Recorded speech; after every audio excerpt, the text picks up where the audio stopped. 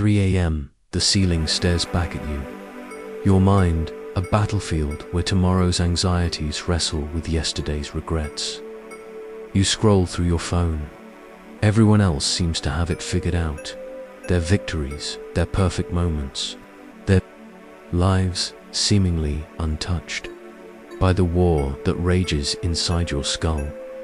But here's what they don't show you: the person beside you in the coffee shop. They're fighting their own demons. The colleague who seems so confident, they're questioning every decision. That friend with the perfect Instagram, they're drowning in comparison just like you. Because the truth is, the hardest battle you'll ever fight isn't against the world. It's not against your circumstances. It's not even against other people. It's against yourself, you see. There are two versions of you living in the same skin. There's the you that wants to grow, the one that dreams, that hopes, that whispers in quiet moments about who you could become. And then there's the you that sabotages the voice that tells you you're not good enough, that you'll never change, that whispers, why even try? Marcus Aurelius knew this battle intimately. The most powerful man in the ancient world, and yet he wrote to himself, "You have power over your mind, not outside events. Realize this, and you will find strength." He wasn't writing philosophy for the masses. He was fighting the same war you're fighting right now. But here's where most people get it wrong. They think Stoicism means becoming emotionless, cold, detached. They think it means you stop caring, stop feeling, stop being human. They imagine some stone-faced warrior who never breaks, never bends, never feels the sting of loss or the weight of disappointment. That's not Stoicism. That's emotional death. Real Stoicism, the kind that transforms lives, is about feeling everything while being controlled by nothing. It's about acknowledging that your heart will break, your plans will crumble, your expectations will be shattered, and choosing your response anyway. Picture this: you wake up tomorrow and everything goes wrong. Your project gets rejected, your relationship hits a wall. The future you'd been planning suddenly looks impossible. The saboteur in you immediately goes to work. "See, I told you this would happen. You're not cut out for this. Maybe you should just give up." But there's another voice, quieter but infinitely stronger. It says, "This is information, not identity. This is a moment, not a lifetime. This is temporary, not permanent." That voice, that's your sovereign self. The part of you that remains unshakable, not because nothing can hurt you, but because you've learned that you are not your circumstances. Epictetus, who went from slave to sage, understood this better than anyone.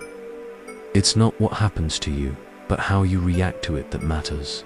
Think about that for a moment.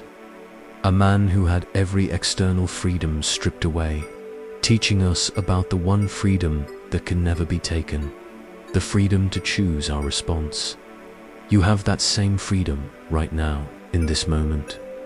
In every moment, the battle between you and you isn't won with aggression.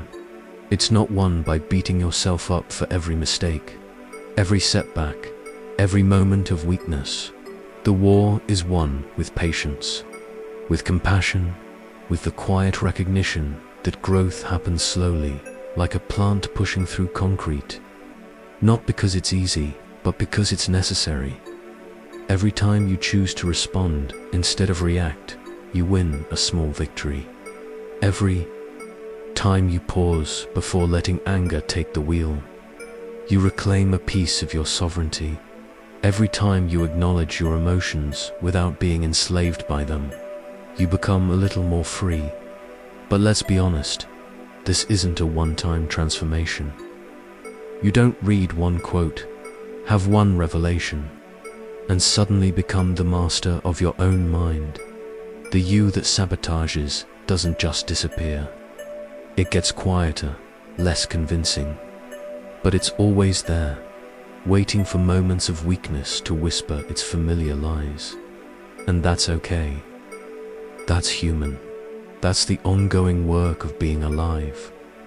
The Stoics called it prosoche, continuous attention, moment by moment awareness of who you're choosing to be. Seneca, one of Rome's wealthiest men, lost everything multiple times: wealth, power, influence, gone. But listen to what he wrote.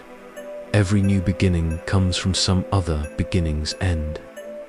He understood that the external you, your achievements, your possessions, your status, these are temporary costumes worn by the eternal you.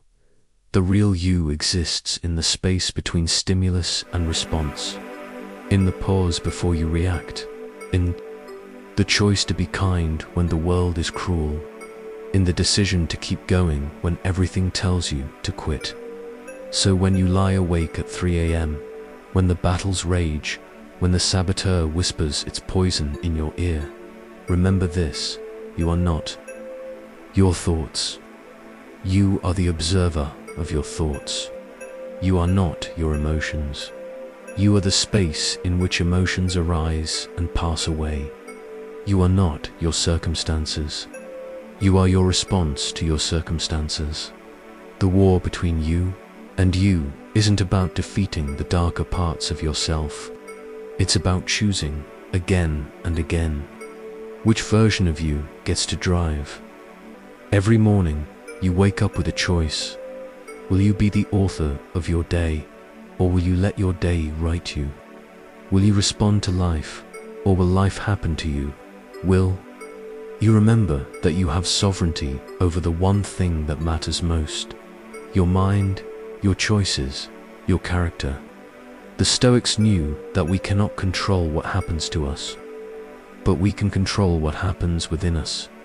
And in that space, in that sacred pause between what happens to you and how you choose to respond, lies all the freedom you'll ever need. The ceiling still stares back, but now, instead of seeing the weight of tomorrow's worries, you see possibility, you see choice, you see the infinite potential that lives in this moment. Because the most powerful person isn't the one who never falls. It's the one who falls and chooses to rise, not because they have to, but because they can. That person is you. Not the perfect you, not the fearless you, the real you. Flawed, struggling, beautifully human, and absolutely sovereign. The war between you and you isn't won once. It's won moment by moment, choice by choice, breath by breath. And in that ongoing victory, you discover something extraordinary. You were never fighting against yourself. You were fighting for yourself, for your freedom, for your sovereignty, for the right to be exactly who you choose to be in each sacred moment of this one wild life.